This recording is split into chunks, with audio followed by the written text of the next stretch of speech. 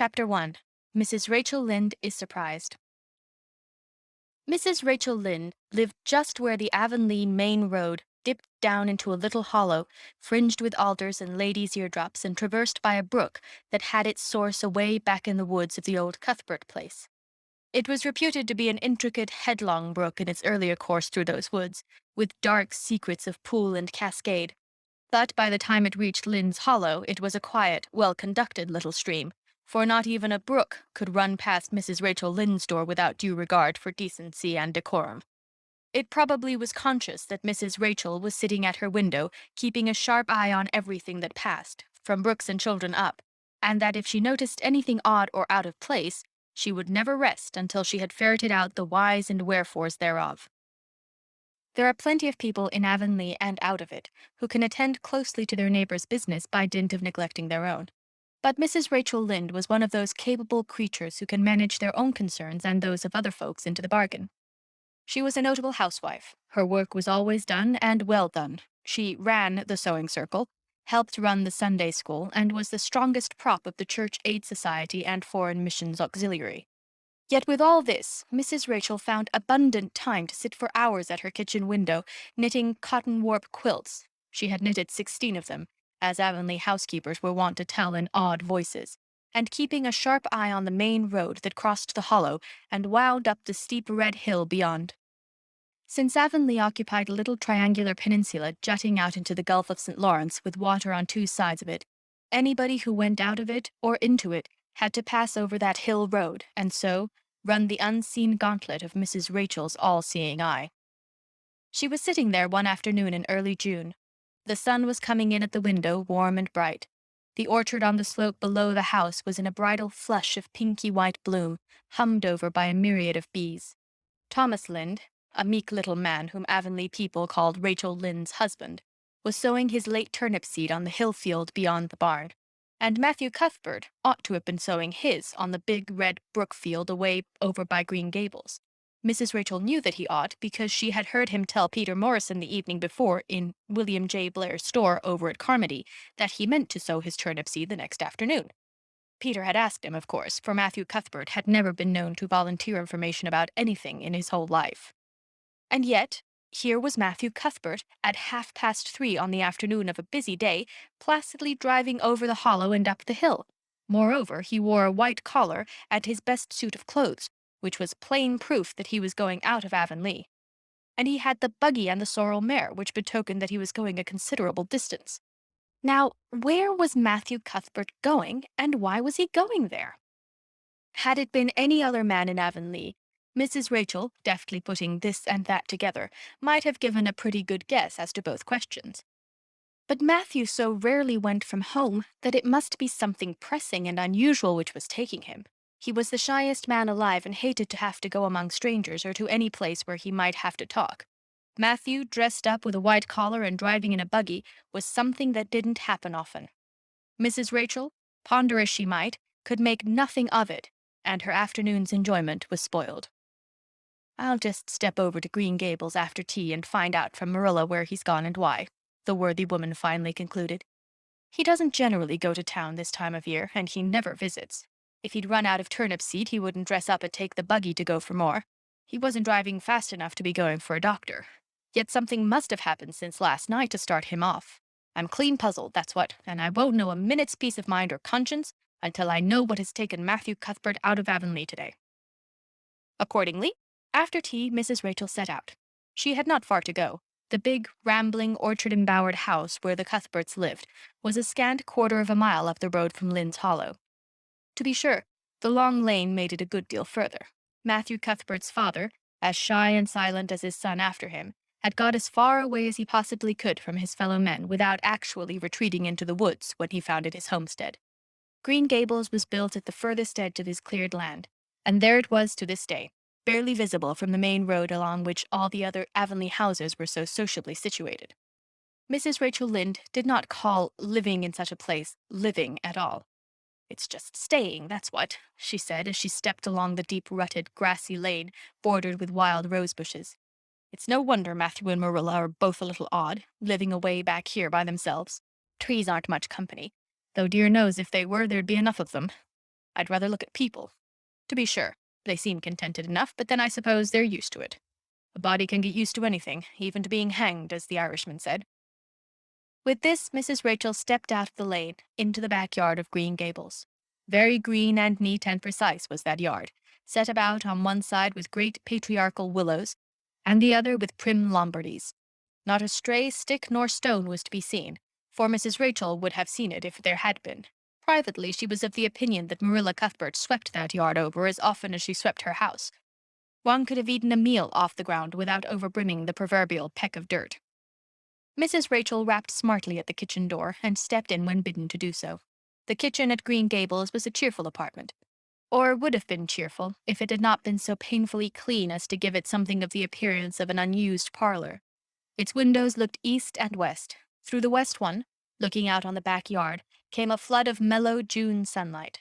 But the east one, whence you got a glimpse of the bloom white cherry trees in the left orchard and nodding slender birches down in the hollow by the brook, was greened over by a tangle of vines. Here sat Marilla Cuthbert, when she sat at all, always slightly distrustful of sunshine, which seemed to her too dancing and irresponsible a thing for a world which was meant to be taken seriously. And here she sat now, knitting, and the table behind her was laid for supper. Mrs. Rachel, before she had fairly closed the door, had taken mental note of everything that was on that table. There were 3 plates laid, so that Marilla must be expecting someone home with Matthew to tea. But the dishes were everyday dishes, and there was only crabapple preserves and one kind of cake, so that the expected company could not be any particular company. Yet what of Matthew's white collar and the sorrel mare? Mrs. Rachel was getting fairly dizzy with this unusual mystery about quiet, unmysterious Green Gables. "Good evening, Rachel," Marilla said briskly. "This is a real fine evening, isn't it? Won't you sit down? How are all your folks?" Something that, for lack of any other name, might be called friendship, existed and always had existed between Marilla Cuthbert and Mrs. Rachel, in spite of, or perhaps because of, their dissimilarity. Marilla was a tall, thin woman with angles and without curves. Her dark hair showed some gray streaks and was always twisted up in a hard little knot behind, with 2 wire hairpins stuck aggressively through it. She looked like a woman of narrow experience and rigid conscience, which she was. But there was a saving something about her mouth which, if it had been ever so slightly developed, might have been considered indicative of a sense of humor. "We're all pretty well," said Mrs. Rachel. "I was kind of afraid you weren't, though, when I saw Matthew starting off today. I thought maybe he was going to the doctor's." Marilla's lips twitched understandingly. She had expected Mrs. Rachel up. She had known that the sight of Matthew jaunting off so unaccountably would be too much for her neighbor's curiosity. "Oh, no, I'm quite well, although I had a bad headache yesterday," she said. "Matthew went to Bright River. We're getting a little boy from an orphan asylum in Nova Scotia, and he's coming on the train tonight."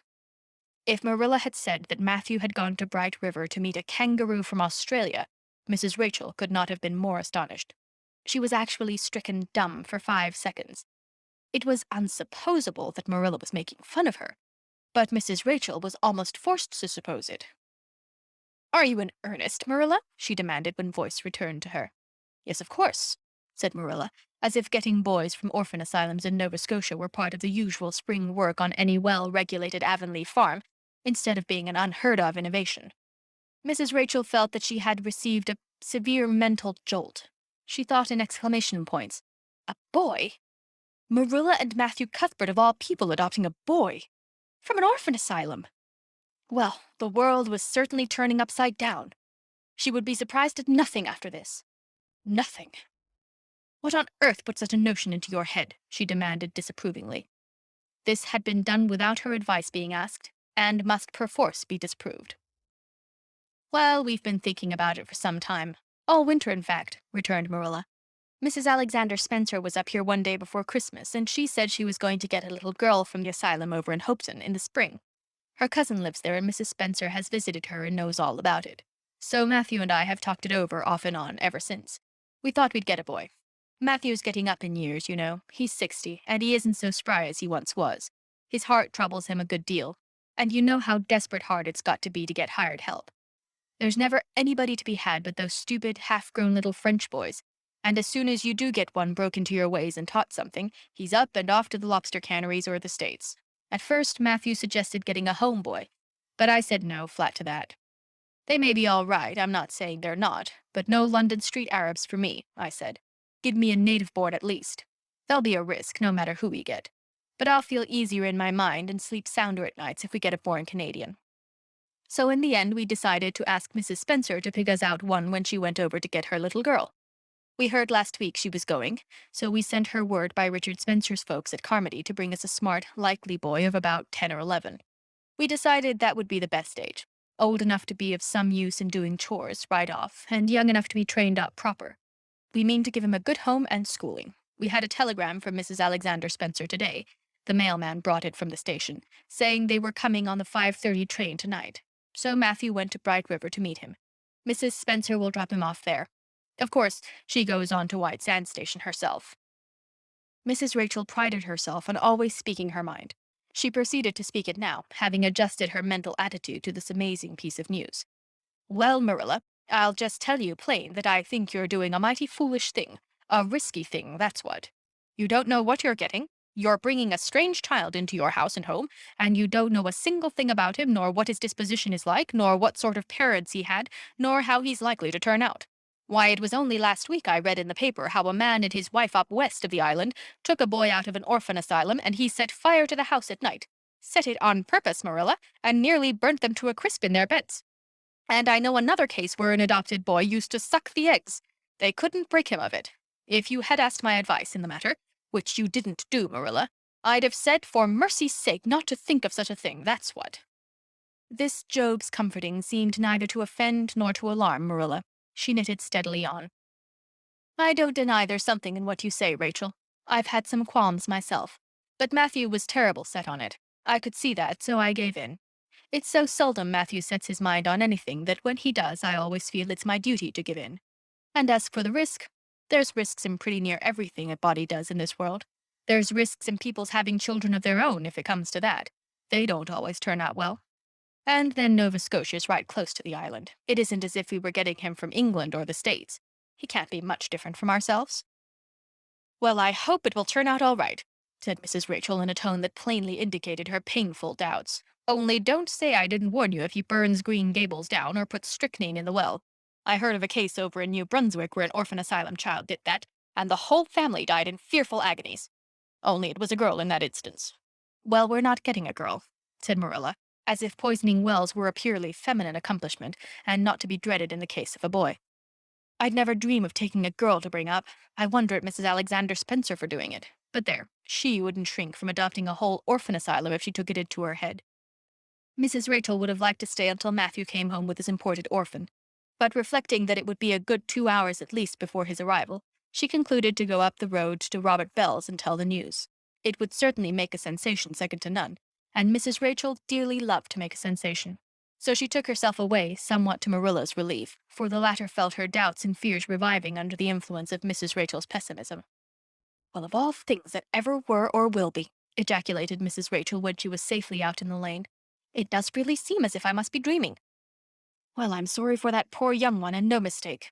Matthew and Marilla don't know anything about children, and they'll expect him to be wiser and steadier than his own grandfather, if so be's he's ever had a grandfather, which is doubtful. It seems uncanny to think of a child at Green Gables somehow. There's never been one there, for Matthew and Marilla were grown up when the new house was built. If they ever were children, which is hard to believe when one looks at them. I wouldn't be in that orphan's shoes for anything. My, but I pity him, that's what. So said Mrs. Rachel to the wild rose bushes out of the fullness of her heart.